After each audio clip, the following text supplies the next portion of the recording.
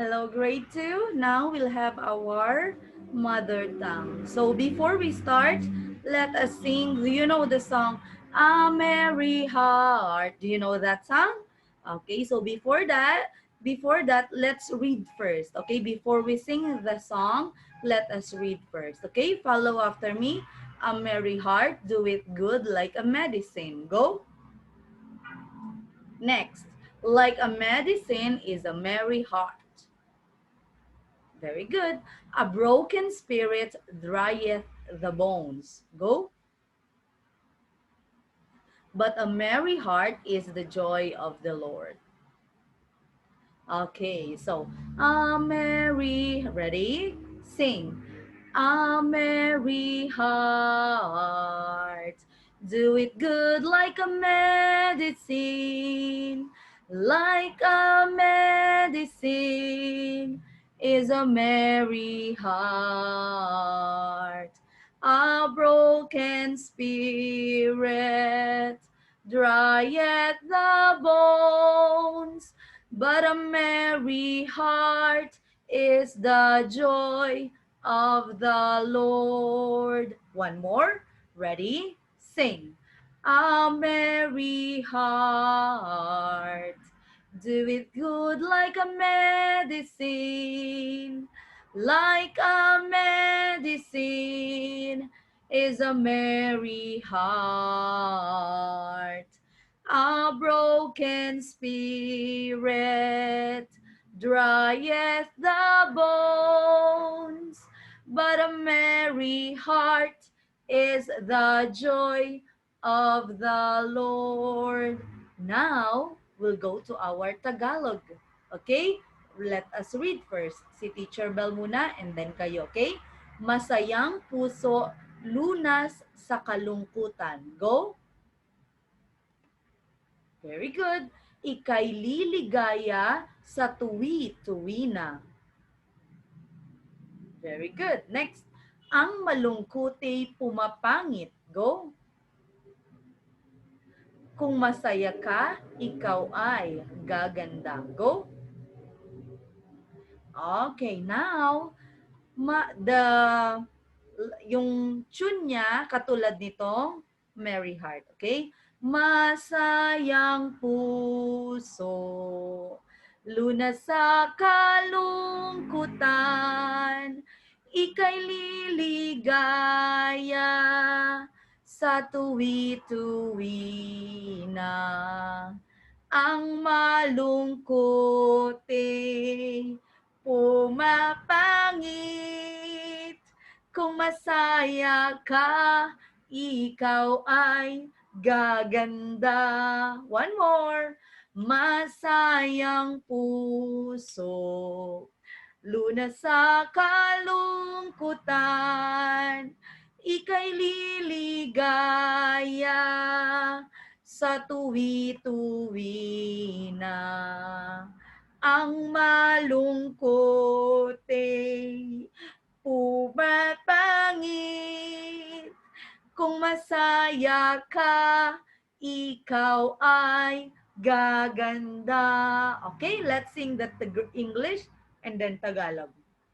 1, 2, ready, go.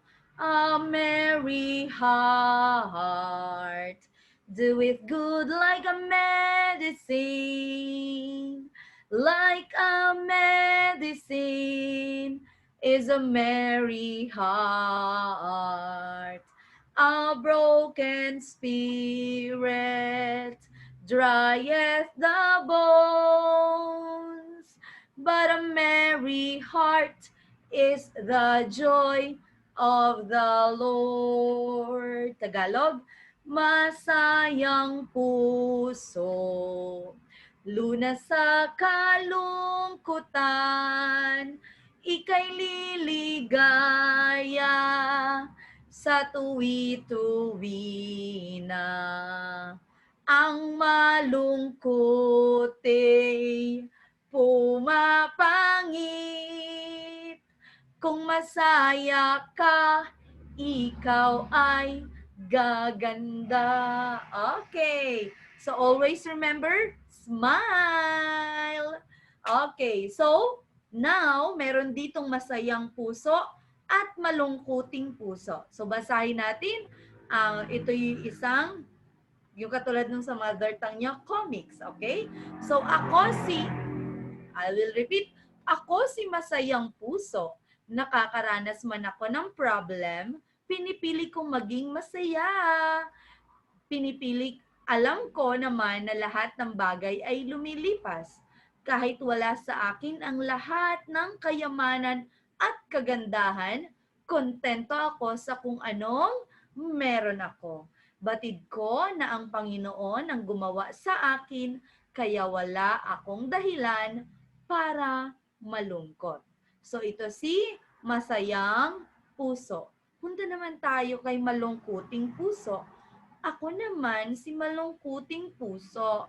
Di tulad ni Masaya, ako ay laging umiiyak kahit maliit lang yung problema. Gusto ko rin nasa akin yung lahat ng magagandang bagay. Kaya madalas akong naiinggit at nalulungkot. Hindi pala mabuti ang naiinggit kasi nalulungkot ka lagi. Tingnan nyo ako, huwag nyo akong tularan mga bata. So, dapat daw tayo ay maging laging si masayang puso. Huwag daw nating tularan si malungkuting puso. Okay po? So, ngayon, nasaan sa mga ano yung mga sumusunod na ito? Nasaan yung you're gonna color yung mga bagay na nagpapasaya sa iyo. Okay? Yung mga things na or people na nakakapagpa or pasaya sa iyo, makes you happy. Okay? Get your book, open it on page 41. Remember, tayo ay nasa ikapitong linggo. Ikalawang markahan, ikapitong linggo. So yung iba po na may mga na-miss kasi nasa ibang page sila nung nakaraan at ang fina-follow is page, pabalik nyo po, balik kayo sa ikalawang markahan. Okay, yung para sa parents, paki-check po, ikalawang markahan, tingnan nyo po kung may mga answer yung bawat linggo ng ating mother tongue na book. Kasi lately lang natin nalaman na may iba pala na iba yung page. So, pwede nyo pong balikan at sagutan at isend sa dojo para hindi makamiss ng work yung inyo pong anak. Okay? So, ngayon, dito tayo sa page 41, sa book ni Teacher Bell, page 41, dun sa iba, medyo advanced. Siguro nasa 40 plus din sila, pero mga 47, ganon. Pero dito sa book natin, page 41, ito yung picture, paki-follow yung picture na ito po. Okay? Yung pinapakita ko pa dito. Meron nga pala sa screen. So, ito yung book na picture ng book na kailangang sundan. So, sabi dito, get your color also. Kulayan yung mga things na nagpapasaya sa iyo. Okay, yung dog or yung pet mong dog, nagpapasaya. Itong ice cream, itong cake here, doll, car, toy car, yung nag-watch ka ng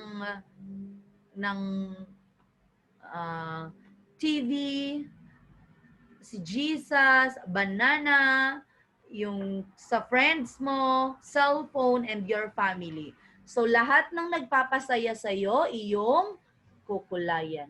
So kung hindi pa tapos mag-color, then you can pause this video. Okay, so let's proceed to our panghalip or pronoun. Ito yung mga salitang ginagamit panghalili sa ngalan ng tao.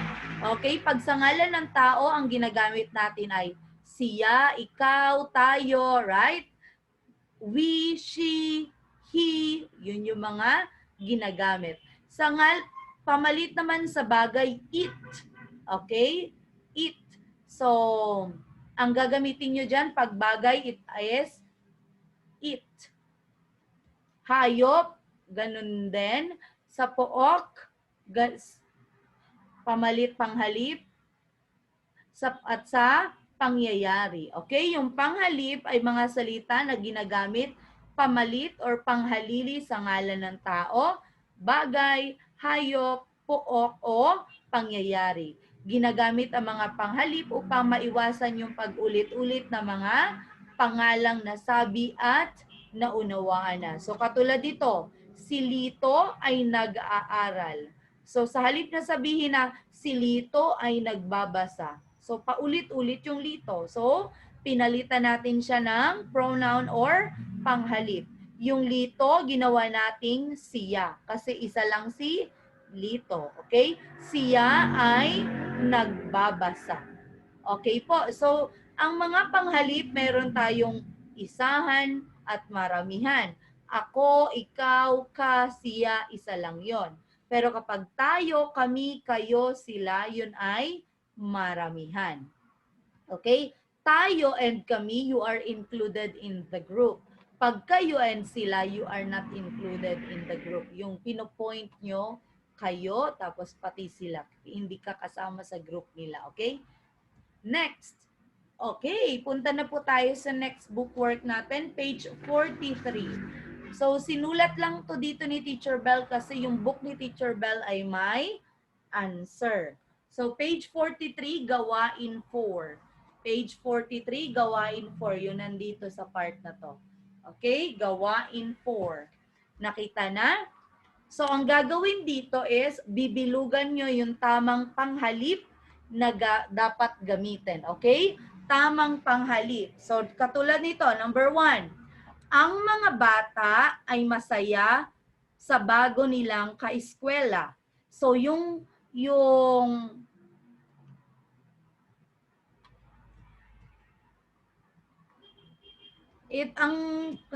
ang panghalili dito is mga bata, okay? Mga bata. So, anong ipampapalit mo? Ako, sila, kami ay nakikipaglaro sa kanya. So, yung mga bata, anong ipapalit nyo? Yung mga bata ba is ako? Yung mga bata ba ang tawag nyo ay sila? Or yung mga bata ay kami? Kasama ka dun sa group. Ay nakikipaglaro sa kanya. Circle your answer. Next, number 2. May bago akong binabasang libro. So, ang papalitan dito is libro. Okay? Libro, yung book. Anong tamang panghalip ang gagamitin? Ikaw, pampalit sa libro, siya, or ito ay binigay lamang ni Manang Cathy. Ulitin ko, may bago akong binabasang libro. Ang papalitan dito ay libro. Palitan ng panghalip. Ikaw, you, siya, you pa din yan in English. Ito, this, ay binigay lamang ni Manang Cathy. Next, number 3. Sina Kuya Bentong at Ate Bebang ay umalis kahapon. Blank pumunta sa Boracay. Tayo or we, sila, they, Kuya Bentong and Ate Bebang, dalawa sila. Kami ay, or, so pili dito, tayo, sila, kami ay pumunta sa Boracay. So pamalit kay Kuya Bentong at Ate Bebang, anong pwedeng ipangmalit na panghalip? Tayo, sila, kami. Next, number 4. Ang aking mga magulang ay may 6 na anak at blank ang pang-4. Ang aking mga magulang ay may 6 na anak at ito ang pang-4, sila ang pang-4, or ako ang pang-4.